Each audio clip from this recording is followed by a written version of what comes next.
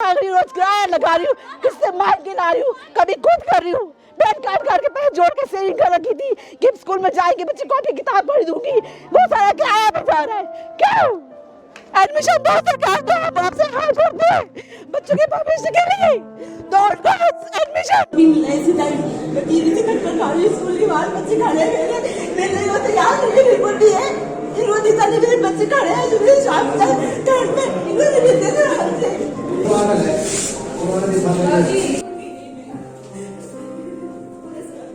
और ये हमारे घरों की 10 दिन से हैश टैग करवा रहे हैं हम।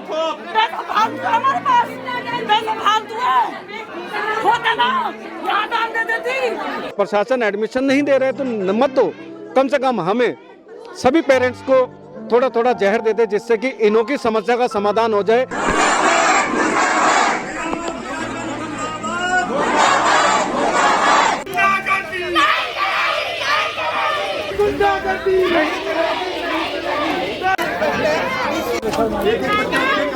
नमस्कार। जैसा कि आपने इन तस्वीरों में देखा, एक औरत रोती हुई चीखती हुई नजर आ रही है। एक नहीं कई जगहों पे। वजह सिर्फ एक है कि उसके बच्चे का एडमिशन हो जाए। 134A के तहत मामला काफी गर्मा चुका है। नमस्कार, स्वागत है आपका द हिंद वॉरियर न्यूज में। मैं प्रगति पांडे।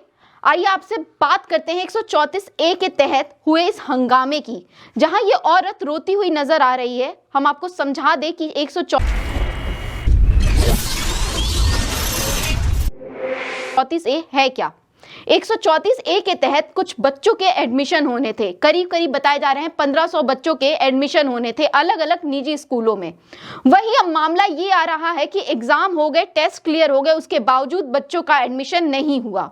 उसके बाद ये जो पेरेंट्स हैं, ये गरीबी रेखा के अंदर आते हैं। इनके पास ना इतनी सोर्सेज हैं, ना इतने इनकम है कि अपने बच्चों को एक अच्छे स्कूल में रेगुलर फीस देके पढ़ा सकते हैं। इसीलिए इन्होंने 134A के तहत ये एग्जाम दिलाया था, ताकि इनके बच्चे सरकार की मदद से निजी स्कूलों में अच्छी शिक्षा ग्रहण कर सके। परंतु मुद्दा उसके उल्टा हुआ, विपरीत हुआ। इन बच्चों को ना एडमिशन मिला, जिस स्कूल में पढ़ते थे उस स्कूल से भी इन्हें निकाल दिया गया। अब ये कहीं के नहीं रहे, हार के बिलक के जब माँ बाप बिल्कुल परेशान हो गए, तो आज अपने बच्चों के साथ DC ऑफिस के बाहर मजबूर होके ठंड में फर्श पे बैठने को मजबूर हुए। वहीं उन्होंने अपनी क्लास लगाई, DC सर से गुहार लगाई, DC अंकल हमारा एडमिशन कराओ, DC अंकल हमारा एडमिशन कराओ। उसके बावजूद भी ना सुना गया इनकी गुहार को। मैं आपको बता दूं, उसके बाद ये जो महिला रोती हुई नजर आ रही है इन तस्वीरों में, ये चीख चीख कर चिल्लाती रही कि मेरे पास इतनी इनकम नहीं है, मैं अकेली कमाने वाली हूँ, मैं रोज 200 रुपए का किराया लगाकर यहाँ आती हूँ, मेरी बच्ची पढ़ नहीं पा रही है, मुझे अपनी बच्ची को अच्छी शिक्षा देनी है। उसके बाद ये DC कार्यालय तक पहुंचती है जैसे तैसे, जहां वो पहुंचती है, परंतु वहां भी DC कार्यालय के बाहर वो रोती हैं, बिलखती हैं, इतनी लाचार हो जाती है, वहीं नीचे जमीन पर बैठी हुई नजर आ रही हैं। उसके बावजूद इन्हें DC सर नहीं मिलते हैं। DC सर का एक संदेश वाहक आता है, संदेश देता है और कहता है कि आप नीचे जाइए, हम नीचे ही बात करेंगे। उसके बावजूद भी आगे की तस्वीरों में आप देखेंगे कि कोई भी उनसे मिलने नहीं आया। DC सर बिल्कुल सामने नहीं आए। जो हमारे जिला उपायुक्त हैं, उनसे लगातार 3 से 4 बार ये मिलने आ चुके हैं, पर इन्हें इस कार्यालय के अंदर तक नहीं बढ़ने दिया जाता। उसके बाद जोर जबरदस्ती से इस महिला को नीचे ले आया जाता है पुलिस बल की मदद से, परंतु DC सर नहीं आते हैं। आखिर सवाल यही है, और अभी भी ये लोग धरने पे बैठे हुए हैं। पहले तो हम आपको दिखाते हैं कि मुद्दा शुरू कैसे हुआ।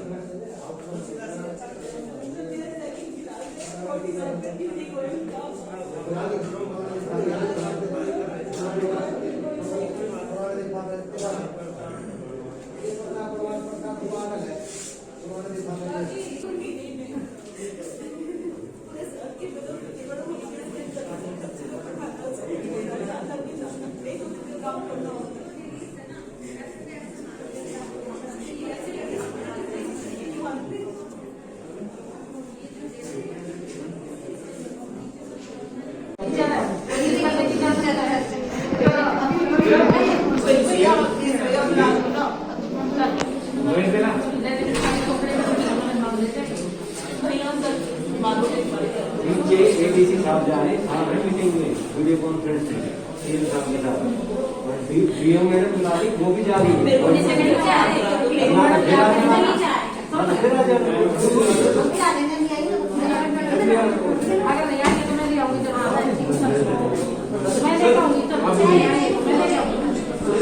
तो जैसा कि आपने देखा कि ये लोग यहाँ पहुंचते हैं, उसके बाद इन्हें आगे ही नहीं बढ़ने दिया जाता है, इसीलिए ये बच्चों के साथ जमीन पे बैठने को मजबूर।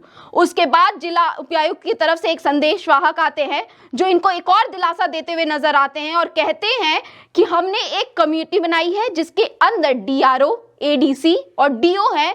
जो डीआरओ है वो आपकी इनकम को देखेंगे और यदि मैं एडीसी आपका चेयरमैन हूं, अगर आपको कोई समस्या आती है आप मुझसे बात करिए। 1 हफ्ते का हमें और वक्त दीजिए। हम आपको बता दें 31 तारीख आखिरी तारीख है इनकी एडमिशन की, उसके बाद कोई भी एडमिशन नहीं हो। लगातार इनके भविष्य पे सवाल उठा हुआ है। ये बच्चे कोई अनेक सपने अपने आंखों में लिए वहां खड़े हैं कि अब हमारा एडमिशन होगा, इसीलिए इन्होंने डीसी की गाड़ी का भी घेराव किया, परंतु अभी तक वो लाचार है, उन्हें कोई भी संतुष्ट जवाब नहीं मिला है। आइए आपको दिखाते हैं अपनी ये पूरी रिपोर्ट। इस वक्त हम खड़े हैं गुरुग्राम डीसी ऑफिस के बाहर। हम आपको बता दें 134A के तहत जो बच्चों के निजी स्कूल में एडमिशन का मुद्दा चल रहा था लगातार, जो इसकी आखिरी तारीख थी इन निजी स्कूलों में एडमिशन की 24 तारीख, उसके पहले इन्होंने 2 मीटिंगें की डीसी ऑफिस से जो कि 20 तारीख को की गई। उसके बाद हम आपको बता दें कि आज बच्चे इतने ज़्यादा मजबूर हो गए हैं कि आज वो डीसी ऑफिस के बाहर अपनी क्लासेस लगाने को मजबूर हैं। देखा जा रहा है यहाँ पे ये अभिभावकों की एक आंदोलन है, एक प्रोटेस्ट है निजी स्कूलों के खिलाफ कि यदि उनका एडमिशन सही तरीके से और सही वक्त पे कर लिया गया होता निजी स्कूलों में तो आज ये बच्चे मजबूर नहीं होते डीसी ऑफिस के बाहर बैठ के पढ़ने के लिए। इस ठंडी सड़क पे हम आपको बता दें जिस सड़क पे चलना मुश्किल है इस ठंड में, आज उस सड़क पे बच्चे जमीन पर बैठे हुए हैं। और इस ठंडी सड़क में आज ये छोटे छोटे बच्चे जो अपना सही गलत अभी ढंग से नहीं जानते हैं, जिन्हें इसी अहम सही गलत को समझने के लिए स्कूल की एडमिशन की जरूरत थी, वो एडमिशन इनका सही वक्त पे नहीं हुआ। इनमें से ऐसे कई बच्चे हैं जो आज ना अपने जो स्कूलों में पहले जाते थे उसमें जा सकते हैं, ना जिनमें इनका अलॉटमेंट हुआ था, जो टेस्ट पास किए थे इन्होंने उसमें भी इनका एडमिशन नहीं हुआ। स्कूलों, निजी स्कूल और प्रशासन की कमी की वजह से आज ये बच्चे यही मजबूर है यहाँ क्लासेस लगाने के लिए। प्रशासन की जो नाकामी नजर आई है इस वक्त की, प्रशासन ने अपना काम अगर सही ढंग से किया होता तो आज ये बच्चे इस वक्त यहाँ नहीं बैठे होते। शायद ये किसी स्कूल की टेबल पे गर्म कपड़ों के साथ अच्छे से क्लास ले रहे होते, किसी व्हाइट बोर्ड के साथ, किसी ब्लैक बोर्ड के साथ, परंतु आज ये बच्चे मजबूर हैं यहाँ नीचे बैठ के, सड़कों पे बैठ के स्लेट्स के साथ और चौक के साथ खुद लिखने के लिए हम मौजूद है, जहां ये डीसी ऑफिस में गुहार लगाने आए हैं कि हमारा एडमिशन करिए, जो हमारा हक है उसके तहत हमारा एडमिशन किया जाए। ये नीचे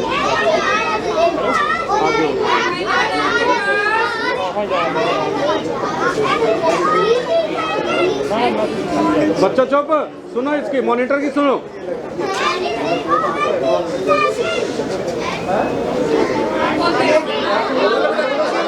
बोलो बोलो बोलो बोलो आप बोलो बोलो बेटा।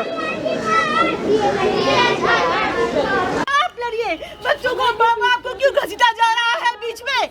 हमारे पास पैसों की कमी है, लॉकडाउन है, हमारे पास कुछ काम नहीं है, हम बच्चों के लिए लड़ रहे हैं। तो किसके लिए लड़ रहे हैं? हम सबके लिए। सरकार हमारे लिए की व्यवस्था नहीं करती है, क्यों हमें हर बार सिखाती है?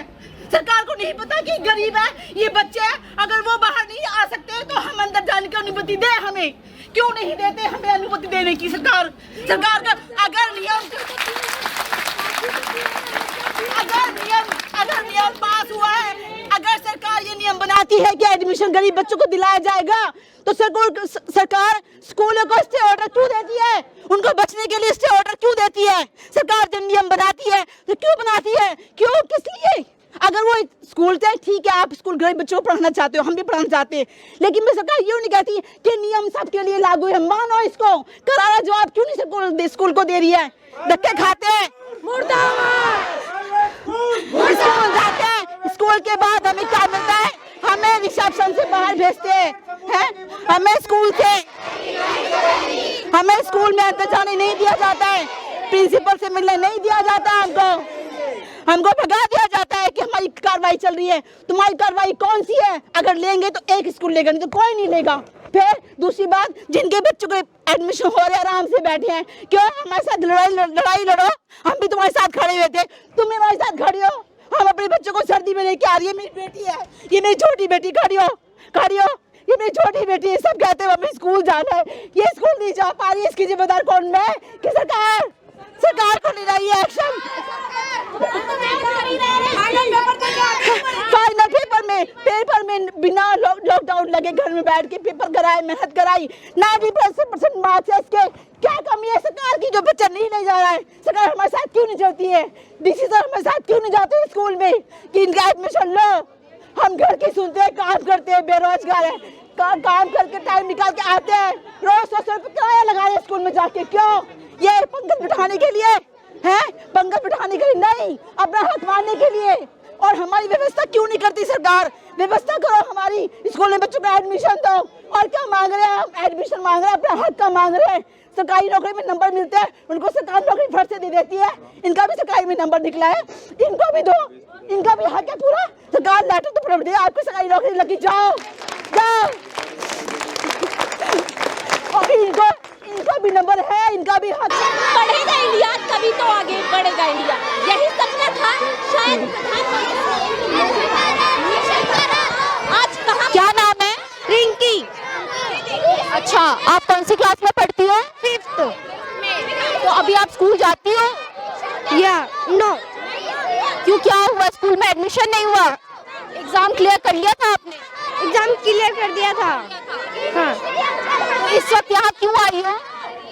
अपना एडमिशन करवाने। कौन करेगा यहाँ पे एडमिशन? हो जाएगा एडमिशन? हाँ, क्या एडमिशन हो जाएगा लगता है? कौन करेगा? DC uncle. Yes ma'am. तो आप जैसा कि देख सकते हैं, इन बच्चों की आंखों में एक उम्मीद है। जैसा कि आप देख सकते हैं, इन बच्चों की आंखों में एक उम्मीद है कि डीसी अंकल इनका एडमिशन करेंगे। और इनसे जब हमने सवाल पूछा तो इनसे हमने पूछा कौन एडमिशन करेगा, तो ये इतने नादान है, इतने ना समझ है कि नहीं, ये भी नहीं पता कि इनका एडमिशन कौन करेगा, कैसे करेगा। वही इनका कहना ये है कि डीसी अंकल हमारा एडमिशन करिए। क्या इनके ऊपर कोई कार्रवाई नहीं हो सकती? पेरेंट्स के ऊपर कार्रवाई करने के लिए बोल रहे हैं वो। इतने बदतमीज हो गए ये स्कूल वाले, यानी कि इनकी गुंडागर्दी चलेगी। अब 22 बंदा, ये बंदा 22 है, पेरेंट्स है, अब 22 पेरेंट्स हैंडीकैप है। बैठ जाओ बेटा, बैठ जाओ। महीने की 8125 रुपए फीस जमा कराने के लिए पैसे बोले 32,500 रुपए। ये 134 के तहत है ना, 32,000। 32,500 रुपए गवर्नमेंट की तरफ से रिबेट मिल रहा है आपको। EWS की 32,500 रुपए फीस, ये रिबेट है इनकी। ये इतना पैसा कमाए EWS की फीस, यही 4 महीने की। क्या प्रशासन सोया हुआ है? यही इस देश की विडंबना है। क्या कार्रवाई नहीं हो सकती स्कूलों के अगेंस्ट? स्कूल खुली चेतावनी दे रहे हैं, जो करना कर लो। उसके बावजूद भी प्रशासन सोया हुआ है। क्या प्रशासन अभी तक नहीं जागा? 10-10 हजार रुपए। बच्चों का भविष्य इसी तरीके से अंधकार में रहेगा? क्या बच्चों ने टेस्ट इसलिए क्लियर किया था? पर्ची काट के दी हुई है। क्या यह गुंडागर्दी चलेगी यहाँ पे? क्या EWS 25 रुपए की फीस की जगह 10,000 रुपए लिए जाएंगे?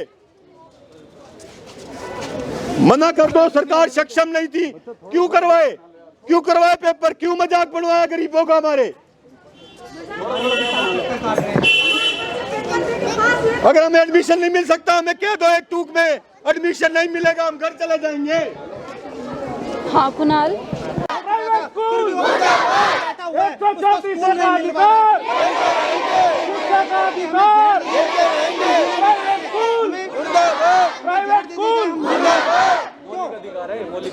मैडम क्या कहना है सर? मैम, मेरा आप लोगों से और प्रशासन से सिर्फ इतनी सी गुहार है कि हम पिछले 16 तारीख से 18 तारीख से हम लोग यहाँ पर फाइट कर रहे हैं। 134 का बच्चों ने टेस्ट दिया है, क्लियर किया। अभी यहाँ पर आपने बच्चों को शॉर्ट भी किया है, वो क्लासेस ले रहे हैं, पढ़ रहे हैं, एजुकेटेड बच्चे, उसके बावजूद उनको एडमिशन नहीं दिया जा रहा है। क्यों?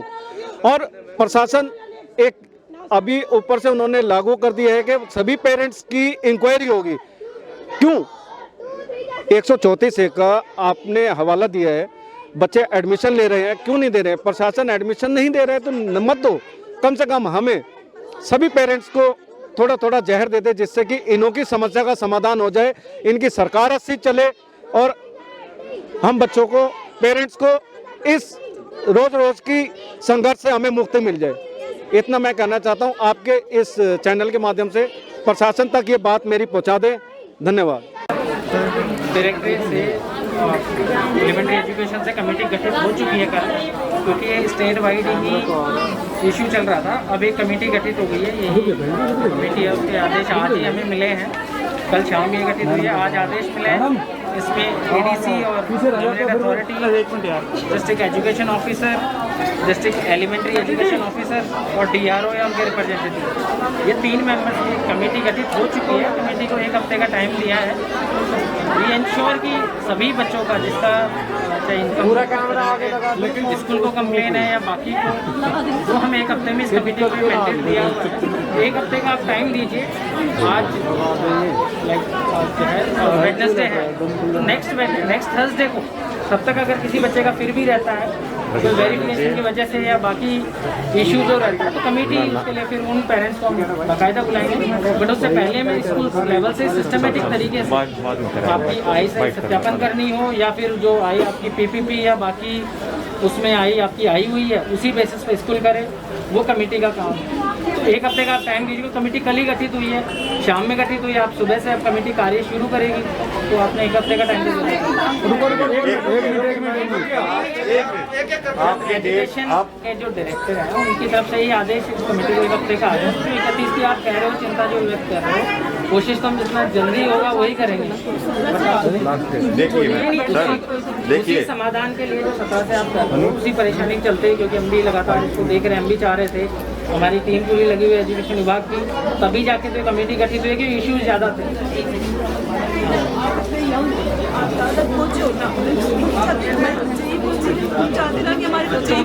134A का भी यही मकसद है।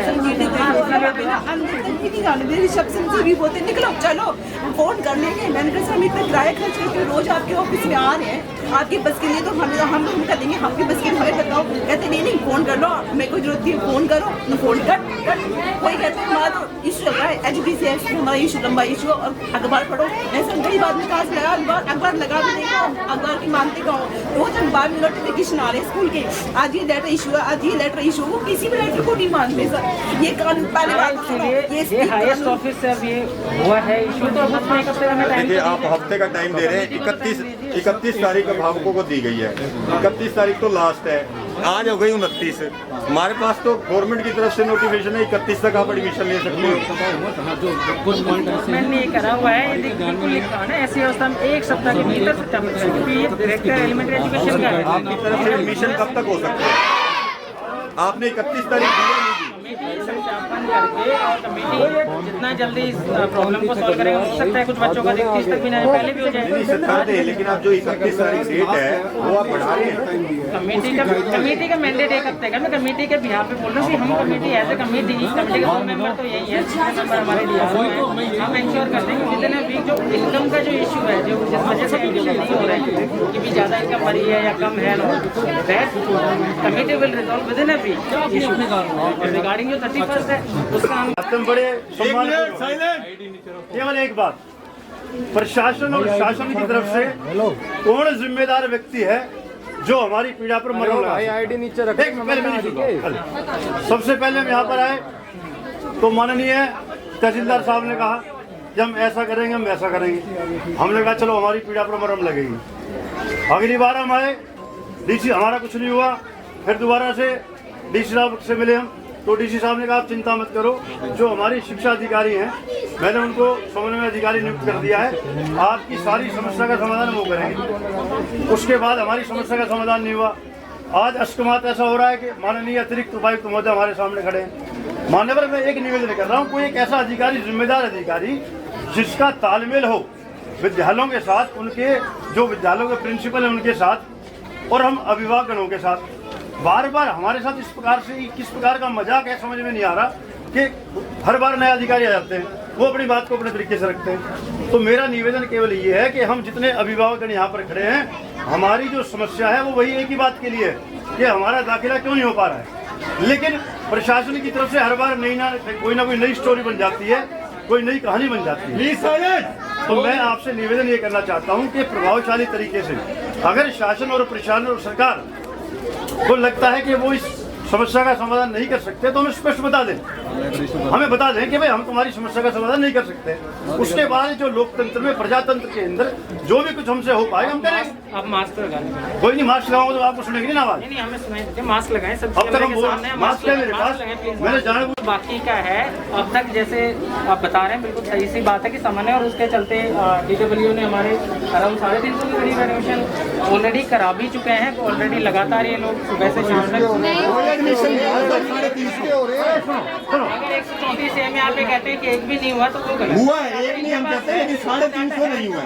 वो डाटा के हिसाब से बोल रहे थे कि अपनी तरफ से किन लोगों को आपने करा दिया, हमें यही नहीं पता। गाँव में 2000 के करीब हैं बच्चे, उनमें से 330 के हो गए। बच्चों के पेरेंट्स वही तो हैं, वो हम समझते हैं। सर हम शुरू से भी आ रहे हैं, हमारा एक नहीं हुआ है। आप या तो सुन लीजिए, बोल लीजिए, आप सुनना ही नहीं चाहते हो। मैं ये कह रहा हूँ कि ये जो कमेटी गठित हुई है अब ना, ये जो कमेटी है पेरेंट्स को कहीं और जाने की जरूरत नहीं है। ये रिटर्न में कमेटी है, कमेटी में क्लियरली लिखा हुआ है कि ये 3 मेंबर्स हैं, वो विद इन ए वीक इन्होंने इश्यूज अगर इनकम से रिलेटेड है हम आज से कमेटी काम शुरू कर रही है, क्योंकि आज ही ऑर्डर प्राप्त हुए, कल शाम में ऑर्डर आए। तो अब आज ऑनवर्ड जो निदेशक से जो ऑर्डर प्राप्त हुए अकॉर्डिंगली कार्रवाई होगी। अब ये आपको कहीं और अभी आप कह रहे हैं जैसे तहसीलदार के पास गए या वहाँ गए, now this is the committee. अब कमेटी मैं बैठा हूँ, मेरे पास अब मिले कमेटी चेयरमैन मैं हूँ, DWO और DO मेरे कमेटी के मेंबर हैं, DRO इनकम के लिए मेंबर है।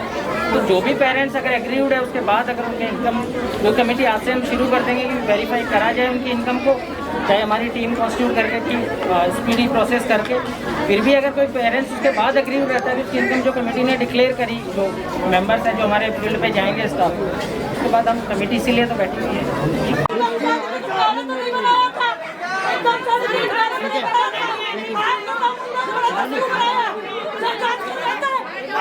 हो रही है हमारे घरों की, हो रही है हमारे घरों की।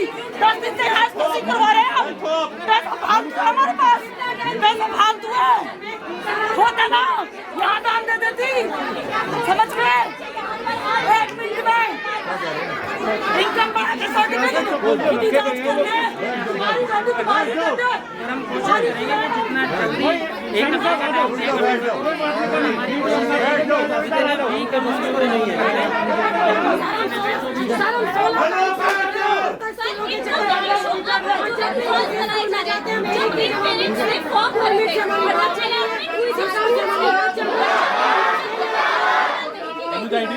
वहीं हम आपको बता दें कि लगातार लोगों के विरोध के बाद और धरने के बाद फाइनली डीसी सर सामने आए, जिला उपायुक्त उनके सामने आए और उनसे बातचीत की और फिर एक और आश्वासन कि हमने एक कमेटी गठन कर ली है आपकी समस्या के लिए, जो कि आपके इनकम का डाटा निकालेगी, ब्यौरा निकालेगी। उसके बाद हम देखेंगे कि इसके अंदर किन किन के एडमिशन होने चाहिए, किसके नहीं होने चाहिए। वहीं एक और हफ्ते का आश्वासन, एक और हफ्ते का वक्त उनसे ले लिया गया है। अब देखना ये है कि आखिर इनकी सुनवाई कब तक होती है। तब तक के लिए देखिए कि उन्होंने क्या कहा। आपके सामने आपको भी जुबान लगाई, वीडियो मैंने को जुबान लगाई, सारी बात करी रहे हैं।